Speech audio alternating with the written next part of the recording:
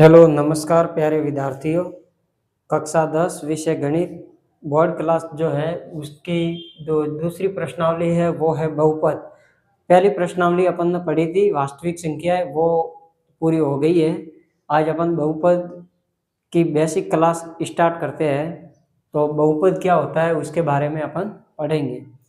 तो ये बहुपद की जो प्रश्नावली दो है वो बहुत इम्पोर्टेंट है, उसको आपको ध्यानपूर्वक समझना है।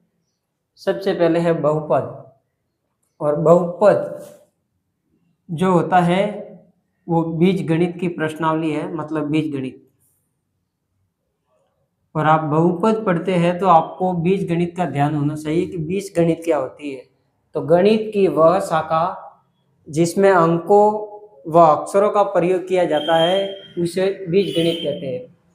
बीज गणित किसे कहते हैं? गणित की वह शाखा जिसमें अक्षरों व अंकों का प्रयोग किया जाता है उसको कहते हैं बीज गणित। तो ये आपको ध्यान में रखना है। जैसे बीज गणित जिसमें अक्षरों व अंकों का प्रयोग किया जाएगा, जैसे x+2। तो x क्या है? अक्षर है, और 2 क्या है? एक अंक है। अक्षर को कहते हैं अपन चर और अंक को कहते हैं अचर। ठीक है। चर का मान जो है वो हमेशा बदलता रहता है, और अचर वो होता है जिसका मान कभी बदलता नहीं है, और जिसका मान बदलता है उसको चर कहते हैं। जैसे x का मान कभी 2 भी आ सकता है, कभी x का मान 3 भी आ सकता है, कभी x का मान 5 भी आ सकता है। यानी कि चर का मान हमेशा बदलता है, और अंक जैसे किसी का उत्तर 2 आ गया तो 2 ही रहेगा, तो वो होता है अचर। तो यानी कि इंग्लिश वाली जितनी भी जो संख्याएं होती है वो चर कहलाती है, और गणितीय की जो संख्या है वो अचर कहलाती है, उसको कहते हैं बीज गणित। ठीक है। बीज गणित के बाद में आता है आपके बहुपद। बहुपद इसी का भाग है बहुपद। बहुपद किसे कहते हैं? तो ऐसा बीजीय व्यंजक जिसमें जो इसकी जो घात होती है वो क्या हो? पूर्ण संख्या। यानी ऐसा बीजीय व्यंजक जिसकी घात हमेशा पूर्ण संख्या हो उसको बहुपद कहते हैं। जैसे मैंने लिखा है यहाँ पे x+3, तो इसकी कोई घात नहीं है, इसका मतलब इसकी घात कितनी है? 1। तो इसकी घात की संख्या कितनी हो जाएगी? 1। जैसे मैंने लिखा 2x² + 2x+3, तो यहाँ पे इसकी जो अधिकतम घात कितनी है? 2। तो यहाँ पे घातों की संख्या कितनी हो जाएगी? 2। यानी कि पूर्ण संख्या। पूर्ण संख्या का मतलब मैंने आपको वास्तविक संख्या की जो प्रश्नावली पढ़ाई थी उसमें मैंने आपको बेसिक बताया था। उसमें बताया था कि जो पूर्ण संख्या जो 0, 1, 2, 3, 4 इस प्रकार से अनंत तक जाती है वो पूर्ण संख्या होती है। जो 0 से शुरू होकर अनंत तक जाती है वो पूर्ण संख्या होती है। तो बहुपद में घातों की संख्या 0 भी हो सकती है, 1 भी हो सकती है, 2 भी हो सकती है, 3 है, कभी 4 है। इस प्रकार से अलग अलग घात होती है। जो अधिकतम घात होती है वो बहुपद का घात कहलाता है। अब आता है आपके बहुपद का प्रकार। बहुपद के प्रकार। बहुपद के प्रकार 2 होता है, एक तो घातों के आधार पर और एक पदों के आधार पर। बहुपद 2 प्रकार का होता है, घातों के आधार पर और एक अपने पदों के आधार पर। ठीक है। अब घातों के आधार पे कौन कौन से प्रकार होते हैं उसके बारे में पढ़ेंगे। बहुपद के घातों के आधार। घातों के आधार, तो इसके बारे में पढ़ेंगे। तो सबसे पहला जो आता है उसको कहते हैं रैखिक बहुपद। रैखिक बहुपद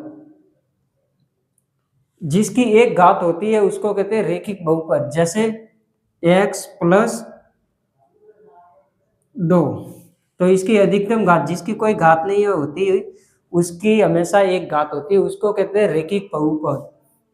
दूसरा आता है द्विघात बहुपद। द्विघात बहुपद। द्विघात बहुपद में जिसकी अधिकतम घात 2 हो वो होता है रैखिक द्विघात बहुपद।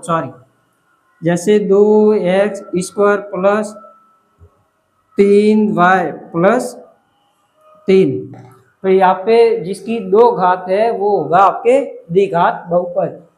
इसके बाद आपका आता है त्रिघात बहुपद। त्रिघात बहुपद जिसकी 3 घात होती है उसको कहते हैं त्रिघात बहुपद। 3x³ प्लस 2x² प्लस 2, इस प्रकार से जिसकी 3 घात होगी वो त्रिघात, जिसकी 2 घात होगी उसको द्विघात बहुपद कहेंगे, और जिसकी 1 घात होगी उसको रैखिक बहुपद कहेंगे। जिसकी 4 घात होगी उसको चतुर्थ घात बहुपद कहेंगे, और 5 घात होगी तो पंचघाती बहुपद। तो आपको त्रिघात बहुपद तक ही पढ़ना है, लेकिन आपके बोर्ड के अंदर ये इम्पोर्टेंट है, बार बार द्विघात बहुपद के अंदर से सवाल पूछे जाते हैं। तो द्विघात बहुपद बहुत इम्पोर्टेंट है, इसको आपको ध्यानपूर्वक समझना है। त्रिघात बहुपद को आपके बोर्ड क्लास की जो प्रश्न मतलब आपकी जो प्रश्नावली है उसमें से ये हटा दी गई है, आपको द्विघात बहुपद तक ही पढ़ना है। अब है इसके बाद में पदों के आधार पर, पदों के आधार पर बहुपद।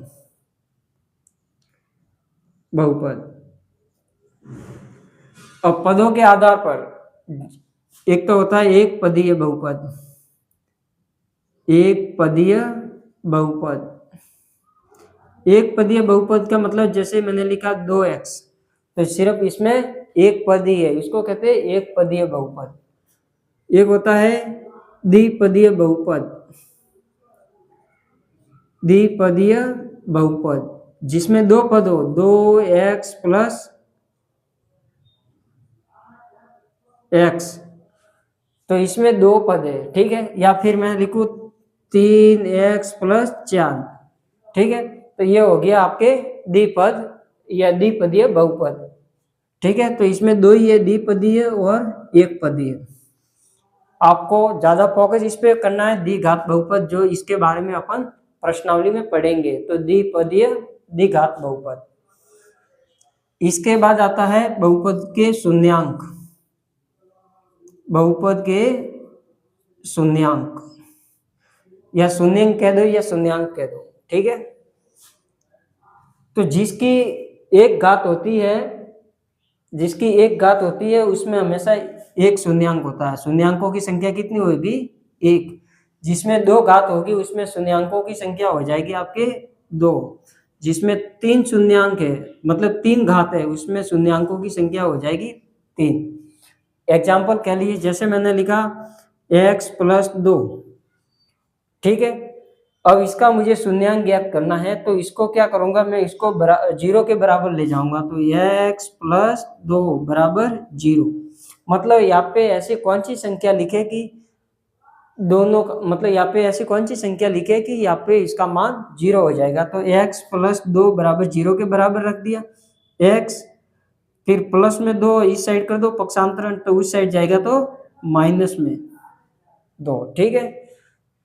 अब यहाँ पे 0 लगाने के लिए क्या करेंगे, x का मान कितना आ गया -2, तो यहाँ पे लिखेंगे -2 प्लस के 2 तो है ही है, फिर 2 में से 2 गया तो 0, प्लस या माइनस, ठीक है।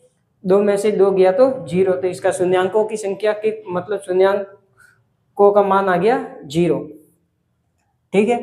अब अपन पढ़ते हैं बहुपद के बारे में। बहुपद के बारे में द्विघात बहुपद के बारे में पढ़ते हैं आगे। द्विघात बहुपद, द्विघात बहुपद, द्विघात बहुपद जैसे मैंने लिखा है x² प्लस 2y प्लस 3, ठीक है।